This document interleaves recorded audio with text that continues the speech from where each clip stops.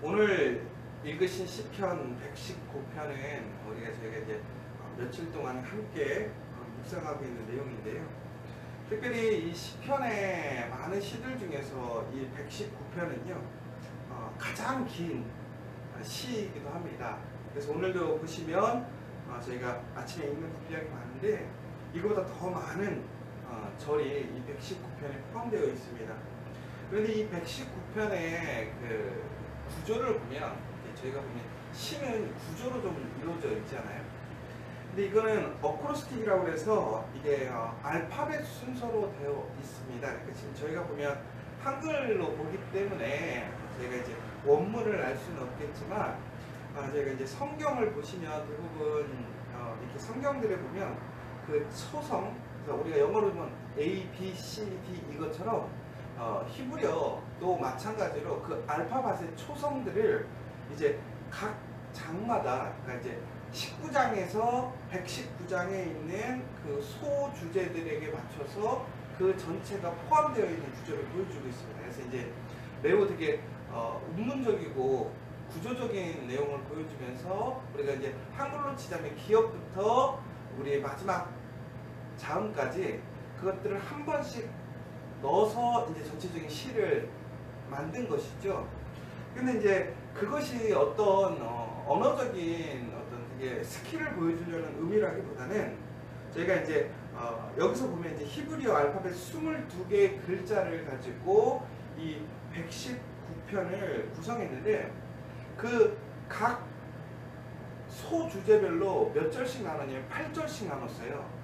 그러니까 22개 곱하기 8 하면 176절이 나오는데요. 이 119편은 그러니까 다시 얘기하자면 전체가 176절로 구성이 되어 있다, 이렇게 생각하시면 됩니다. 그런데 이제 왜 이렇게 어떤 시의 구조를 특별하게 22개의 알파벳을 통해서 더 나아가서는 이 22개의 소주제인 거죠. 소단락을 이렇게 119편에 넣어놨을까라는 부분들을 이제 본문의 내용을 떠나서 좀 생각을 해보자면, 우선 간단히 얘기하자면 이런 것입니다. 우리가 하나님의 말씀을 배우고 묵상하고 지키려는 내용이 이 119편에 들어가 있는데, 엄밀히 보자면 이제 이런 거예요. 유대교 랍비들이 예전에 이제 율법이라는 것을 이제 정리를 했습니다. 그래서 이제 여러분들이 잘 아시는 것처럼 십계명 외에 이 십계명에서 이제 확장되는 거죠. 그러니까 해야 할 것과 하지 말아야 할 것을 다시 더 상세하게. 왜 그러냐면 이제 십계명이라는 것은 매우 응축되어 있기 때문에 무엇을 해야 되는지 무엇을 하지 말아야 되는지에 대한 분명한 가르침이 없어요. 그러다 보니까 이제 유대교에서 이 랍비들이, 선생님들이 종교인 그것을 분리했는데, 어떻게 분리했냐면 바로 248개의 긍정적인 명령과 그 다음에 365개의 부정적인 명령들을 이렇게 나누게 됩니다. 그러면서 전체적인 게 613개라는 율법을 이제 사람들에게 공포하고, 저희가 잘 아는 것처럼 바리새인들이 철저하게 지켰다라고 얘기가 나옵니다. 이 613개의 율법을 이야기를 하는 것입니다. 근데 후대에는 이 613개의 율법에서 더 많이, 더 상세하게, 더 의식적으로 어떤 윤리적으로 이 사람들은 이것들을 지키다 보니까 결국에는 이제 율법주의자다라는 이제 비판을 받게 되는데, 아무튼 가장 중요한 것은 이제 이 613개라는 율법 A를 이제 지키게 되는데, 이게 되게 재미있는 게 왜 긍정적인 248개의 명령으로 나눴고 더 나아가서 부정적인 365개의 부정명령인 거죠. 부정적인 것이 아니라 그것을 나눴느냐 보면, 우선 248개가 뜻하는 게 뭐냐면 사람의 뼈의 수가 248개라는 것입니다.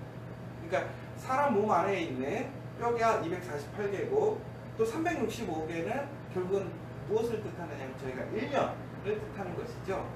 그러니까 결국은 이게 무슨 얘기냐, 우리가 율법이라는 것을, 하나님의 말씀을 정말 배우고 묵상하고 지키라는 내용이 결국은 119편에 들어가 있는데, 이 119편에는 248개 사람의 뼈의 숫자만큼의 긍정적인 것, 그 다음에 또 부정적인 명령, 그 다음에 365개에 들어가는 것들이 있는데 결국은 우리가 온 몸을 다해서 어떻게 매일매일 하나님의 말씀을 묵상하고 지키고 배우는데 힘쓰라는 것을 이야기하고 있다는 거예요.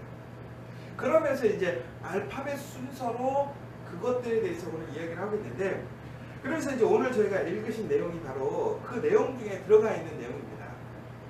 그런데 이 119편에 들어가 있는 내용들은 거의 동일한 주제를 가지고 있습니다. 그것이 뭐냐면 율법이라는 거예요. 율법. 그래서 핵심은 뭐냐면 이 율법을 잊지 말고 지키라 라는 것이죠. 그래서 신명기에서도 우리가 쉐마라고 얘기를 하잖아요. 쉐마. 그러니까 결국은 이 율법에 대해서 시편의 기자는 내가 하나님의 말씀을 잊지 않고 매일매일 그 규례들을 지키면서 내가 정말 하나님의 그 말씀에서 벗어나지 않게 해달라고 간구하고 소망하고 더 나아가서는 작정하고 고백하는 내용이 바로 이 119편의 내용이라는 것입니다. 그런데 오늘 내용을 보면서 저희가 다시 한번 좀 생각해 보면 좋겠어요. 제가 이제 메시지 성경이라는 것이 있거든요. 이것을 조금 현대어로 번역해 놓은 건데 제가 이걸 한번 다시 한번 좀 119편을 읽어 드릴게요. 오늘 읽은 내용을요. 하나님, 주께서 나를 만족해 하셨으니 주님의 말씀대로 다 행하겠습니다. 진심으로 간구하니 환한 얼굴빛 비추시고 약속하신 대로 내게 은혜를 베풀어 주소서. 주님의 길을 오랫동안 유심히 살펴보고 주께서 표시해 주신 방향으로 발길을 돌렸습니다. 내가 지체하지 않고 일어나 서둘러 주님의 명령을 따랐습니다. 악인들이 나를 애워싸 빠져나갈 길이 없었으나 나를 위해 세우신 주님의 계획을 한시도 잊지 않았습니다. 내가 한밤중에 일어나 주께 감사드립니다. 주님의 판단이 너무나 옳고 참되어 아침까지 기다릴 수 없습니다. 나는 주님을 경외하는 모든 이들의 것, 주님의 규례대로 사는 이들의 길동무입니다. 하나님, 주님의 사랑이 땅에 가득합니다. 주님의 교훈대로 살도록 나를 가르치소서. 하나님, 주님의 종을 선대해 주소서. 주님의 말씀대로 잘 보살펴 주소서. 주님의 방식을 쫓아 살기로 단단히 마음먹었으니 건전한 상식으로 나를 가르치소서. 주님의 책망을 받아들이기 전 나 이리저리 방황했지만 이제는 주님의 말씀에 보조를 맞춥니다. 주님은 선하시며 선의 근원이시니 그 선하심으로 나를 가르치소서. 악인들이 나를 두고 거짓말을 퍼뜨려도 나는 주님 말씀에 주의를 기울입니다. 저들의 말은 비갰덩어리처럼 역겹지만 주님의 계시는 나를 춤추게 합니다. 나의 고난이 변하여 최선의 결과를 냈으니 내가 주님의 고난, 교과서로 배우게 되었기 때문입니다. 나에게는 주님의 입에서 나오는 진리가 금강에서 찾은 금맥보다 더 귀합니다. 아멘. 결론은 이 얘기인 것 같아요. 삶의 어떠한 순간에도 우리가 하나님의 말씀을 기억하는 것, 그 말씀을 지키는 것이 복이라는 것이죠. 내가 함정에 빠졌을 때, 내가 누군가의 계략에 빠졌을 때, 나를 누군가가 죽이려 하고 힘들게 할 때마다 오히려 우리는 그 말씀을 기억하고 말씀대로 사는 것이 복이다라고 얘기를 하는 거예요. 왜 그러느냐? 바로 그 하나님의 말씀이 우리의 삶을 지키고 변화시키고 인도하기 때문에 그렇다는 것이죠. 저도 삶의 여러 순간들을 보면서 참 어려운 순간들, 힘든 순간에 우리가 어찌해야 될까 고민할 때가 참 많았던 것 같아요. 그런데 그 당장 그 현실에서는 뭔가 뾰족한 수가 없죠. 우리가 교회에 나와서 기도해도 당장 뭐 하나님께서 그 순간 갑자기 무엇인가를 변화시키는 일들도 있겠지만 일상 속에서 보면 그런 일들이 빈번하게 일어나지 않는 것 같습니다. 그래서 우리는 신앙생활을 하면서 참 답답하잖아요. 두렵잖아요. 어렵잖아요. 그런데 우리가 신앙생활을 하면서도 그럼에도 오늘 우리가 다시 나와서 이 자리에서 예배하고 기도하는 이유는 무엇이냐? 바로 그 하나님의 말씀은 그 진리는 변함이 없고 정말 우리의 삶 속에 생명이 되고 능력이 된다라는 그 믿음 때문에 그렇지 않습니다. 저도 많이 어려울 때, 힘들 때 생각해 보니까 어떻게 이겨냈는가라고 생각해 보면 믿음보다는 어떤 소망이 있었던 것 같아요. 혹은 하나님의 말씀을 경험해 보고 싶은 그 말씀을 기대하고 소망하는 그런 어떤 아주 희망에 가까운 그런 것들로 버텨왔었던 것 같아요. 그런데 참 감사한 게 뭐냐? 내가 하나님을 안 게 너무 감사한 거예요. 내가 하나님의 말씀을 의지했던 게 감사했던 거예요. 왜? 내가 다른 것을 의지하고 기대했다면 아마도 그곳에서는 정말 내가 오늘 고백하는 것처럼 참 감사하고 기쁘다라는 그 고백이 나오지 않았을 거예요. 하나님의 선하신 계획을 이해하지 못했을 거예요. 하나님의 능력을 이해하지 못했을 거예요.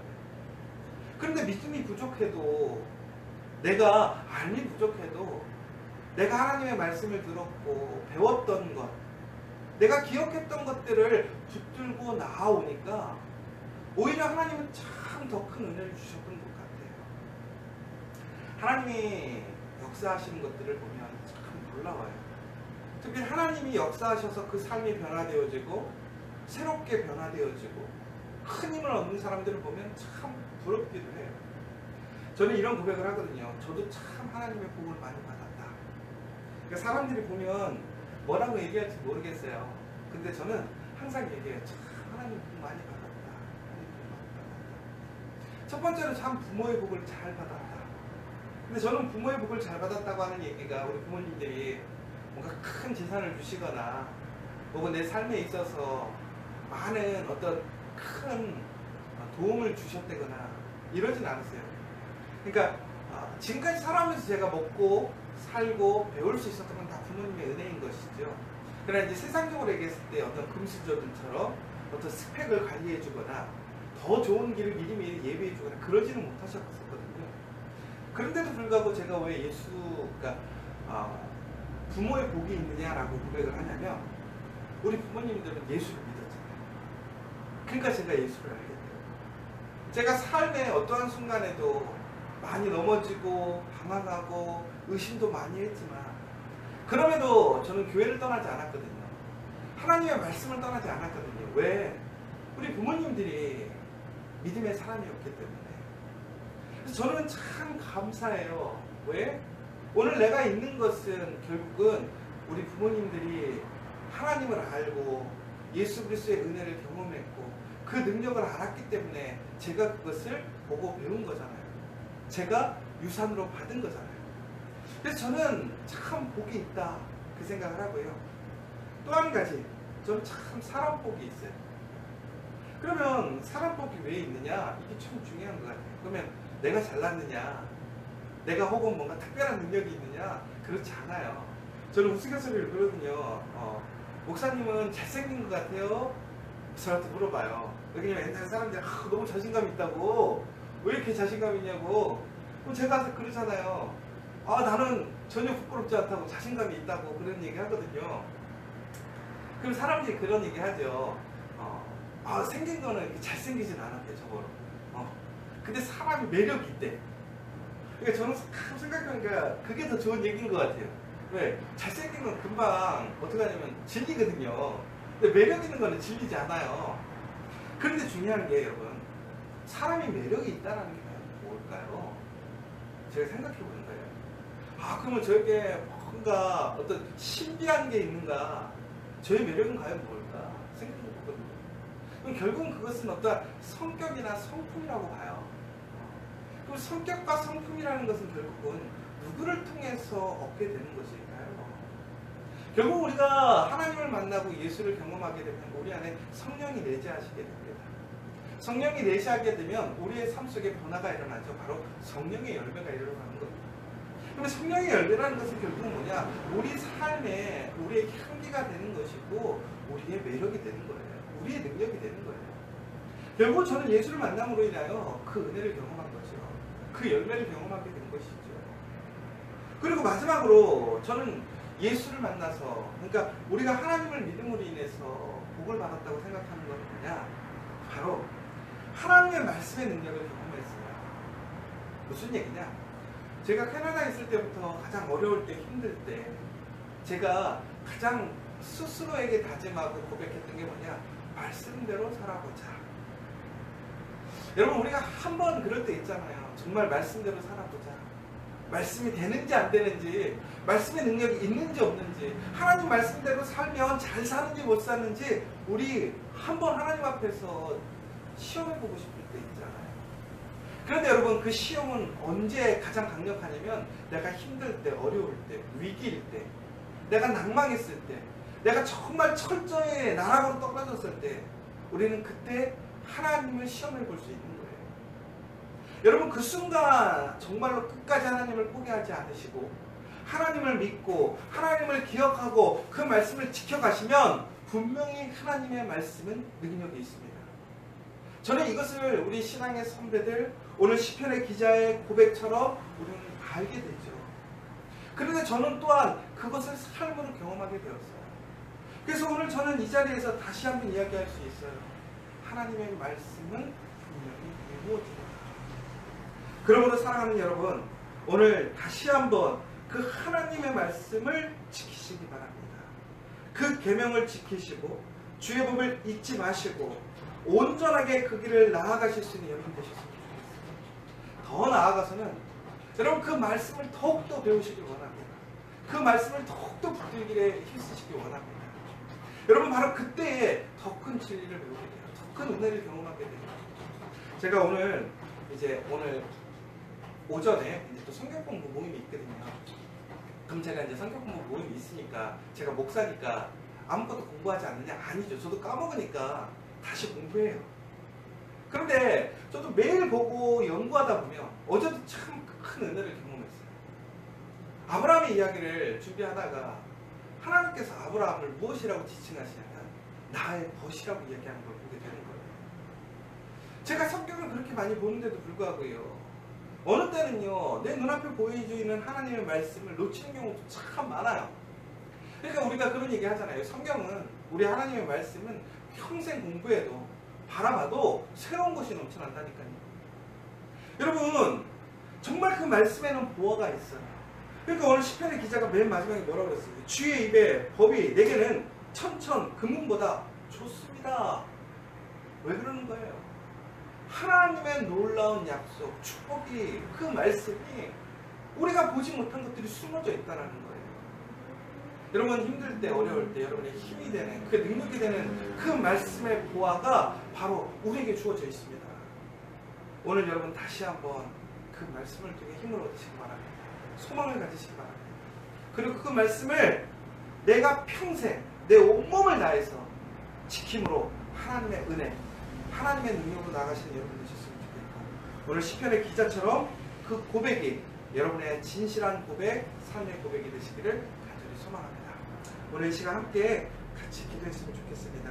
다시 한번 하나님의 말씀을 붙들고 지키게 해달라고 기도하시고, 더 나아가서는 하나님의 말씀을 배우고 소망하고 말씀을 잊지 않게 해달라고, 그리고 철저히 내 온 마음과 몸으로, 나의 삶으로 하나님의 말씀에 그 은혜의 삶을 살아갈 수 있기를 소망하시는 여러분 되시면 좋겠습니다.